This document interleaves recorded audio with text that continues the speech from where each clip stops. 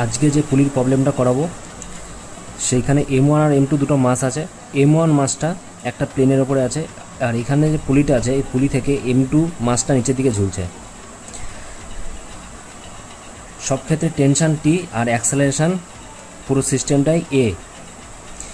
এইখানে M2 greater than M1 মানে হচ্ছে M2 মাস M1 মাসের থেকে বড়।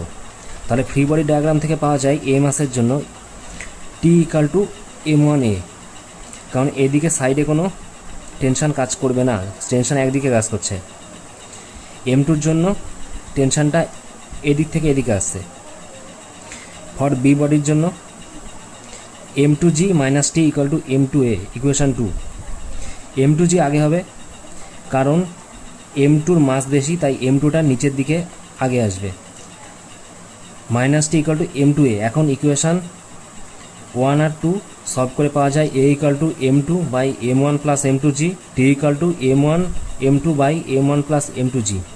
যদি ভিডিওটা ভালো লেগে থাকে তাহলে লাইক, কমেন্ট, শেয়ার আর সাবস্ক্রাইব করতে ভুলবে না।